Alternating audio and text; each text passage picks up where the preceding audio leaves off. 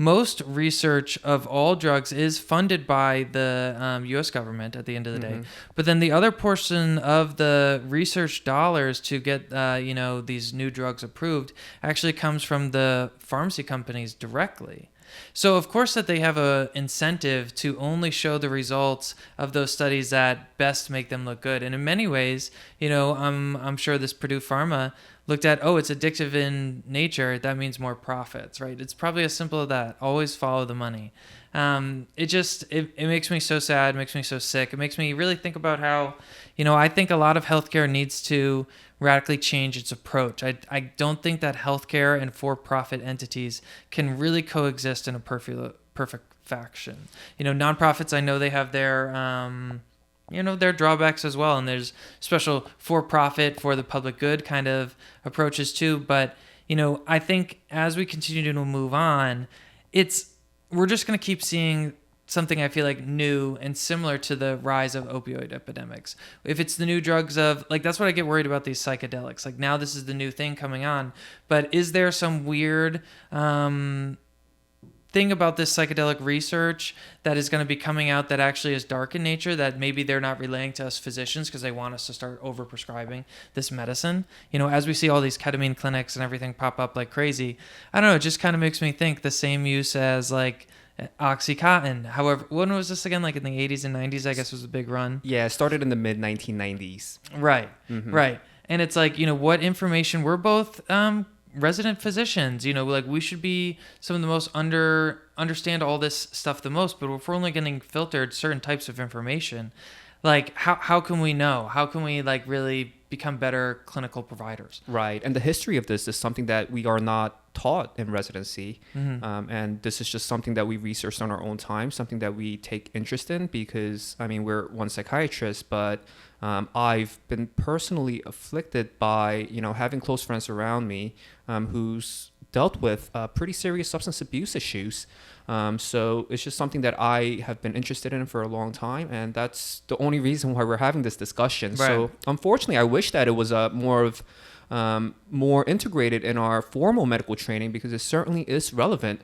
What you just said is you feel like big pharma is being driven by profit rather than rather than positive outcomes for patients. Big surprise, right? Right.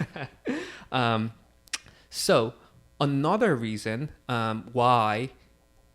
Another one of the pieces of evidence that suggests that Purdue Pharma knew about the addictive potential of Oxycontin when they were first releasing it and marketing it was the fact that, 150 years ago, we went through the American Civil War, and morphine was used during that war.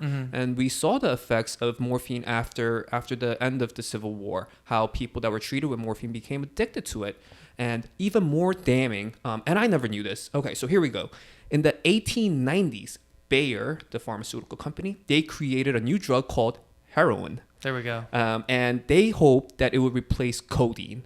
And the reason why they were trying to make this new substance to replace codeine was because codeine was addictive. There we go. So they pushed out heroin. They sold it very widely. And of course, they claimed that addiction was not likely. Yeah, it sounds ridiculous now, right? Heroin, not addictive? What are you talking about? Right. But that was the push by the pharmaceutical industry back then. And that was in the 1890s. And by 1924, manufacturing of heroin was banned. Right. So so less than 70 years later, they come out with the same playbook regarding Oxycontin, saying that it's not addictive, when we had a similar substance, both an opioid, that's ravaged America and wreaked havoc on our communities. So it's unfortunate, it's frightening to see history repeat itself in such a negative way. Right. And the question becomes, how were they able to do this? And a lot of it had to do with their very, very, very aggressive marketing, because Oxycontin, it was one of the first opioids to the market. However, it wasn't the only one. There was a whole bunch of them, but Oxycontin is it's, everybody knows what that is. Right. And it's become, pretty much, I don't know, I guess like the Nikes of the sneaker world, right? It's become the drug, the brand associated with opioids. And how were they able to do that? A lot of what they did was called they use this technique called the dine and dash. So Okay. they would send pharmaceutical reps to physicians' offices. They would start to buy them lunch. And then they would start to take them out to dinner. Then they would start to buy them food that they can take home. And they were even funding like golf trips, Yeah. even vacations at the time. And, you know, they were handing out merchandise, you know, branded with Purdue Pharma. And let's be honest, when you're receiving something from somebody, I mean, we know this. There's study after study done on this. When you receive something, you subconsciously feel like you owe that person, Right. something in return. So they were really successful with that campaign, and that was one of the major reasons why they were, you know, unfortunately so successful in their marketing and getting their drug out there.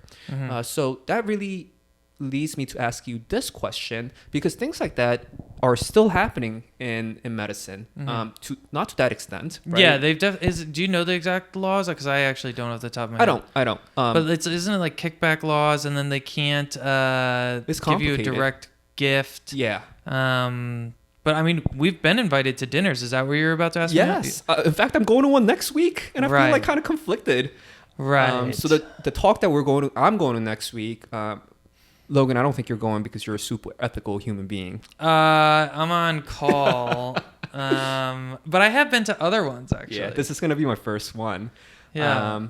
The one that we're attending is a drug for tardive dyskinesia, which is a movement disorder that can be caused by long-term antipsychotic use, and really detrimental to somebody's life. So in this case, it's a drug that can potentially help people. But yeah, that really leads me to ask, of course you can't take, a vacation from a pharmaceutical company. There's certain lines that you can't cross. And we're tested on this over and over again on our board, saying that you should never accept a personal gift from pharmaceutical reps. But at the same time, I mean, I used to work as a medical assistant before I started medical school. And in that office, we had reps from the lab companies that we're contracted with. We had reps from the companies that provided the kits for the procedures that we were doing in the office. Right. They would come, they would take out the staff for dinners. So I guess it is like kind of similar. Yeah. So I don't know. So it's a blurry line. I don't know what the right answer is there. I mean, I think it's somewhere in the middle, right? Because I think if you completely shut off any interaction with the pharmaceutical industry, it's not just pharmaceutical in a sense, right? Like we're both at psychiatry residents. I'm interested in like transcranial magnetic stimulation therapy, or maybe even doing like electro ECT on patients one day. If you cut yourself off completely from even having a conversation with someone from one of those for-profit entities, at the end of the day, you're not going to be as new and knowledgeable of the newest innovations. And our patients do deserve to at least be aware of the newest innovations. But that being said, like, a lot of the times those newest innovations can't even be afforded to by the most poor of our patients. That's just unfortunate reality of the system. So I think whenever I go to those talks, because I don't want to completely shut down the barrier of even speaking with someone from a pharmaceutical company, but I think it has to come from a place of education rather than, I'm going just to get buddy with this place. I do feel very conflicted too, because look at us. We both have a podcast right now. Those pharmaceutical companies do hire public speakers like to give these talks. And I think me and you would be very good people to give education about a new pharmaceutical product, a new treatment, because we are physicians. We spent so much of our time in education learning about this stuff, learning about how it can help our patients. But it's very, conflicted. I guess I don't have a good answer, and I'm just going to continue rambling like, I guess, a politician, because I don't want to give a perfect answer, because you can't say, yes, I'm going to always work with pharmaceutical companies. That's completely unethical, maybe. But I also think it's almost unethical to say I'm never going to work with any of these companies either, too.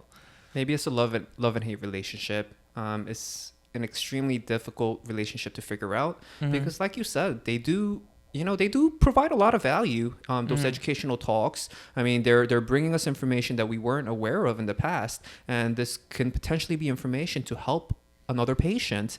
And Right. we should welcome any new information that can potentially help the patients that we're taking care of. But the way I look at it is, at the same time, we have to be vigilant and we have to be aware of the fact that these are undoubtedly biased individuals presenting a product Right. that they would like to sell.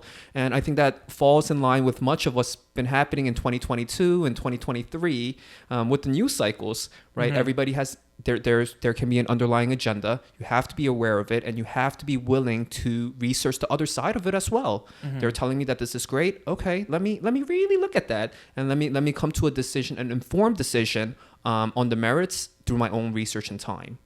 Right. And, I was an economics major in undergrad, and I think of if there was a world or a healthcare society that me and you were living in right now that was completely void of any of these pharmaceutical companies. That's kind of like communism, right? Like, I don't think that's sustainable. I don't think that there would be innovation in that kind of system, and it would be a worse healthcare product. I truly do believe that. Now, that being said, I think that there are avenues for like a single payer system, but I think that there has to be some kind of economic market for healthcare too, because this is going to breed innovation and better products. And that's why the United States is able to offer such innovative pharmaceutical products at the end of the day too. So, it's an evil in some regard, a necessary evil, I think, in others, because we do have to have that element of innovation in medicine as well.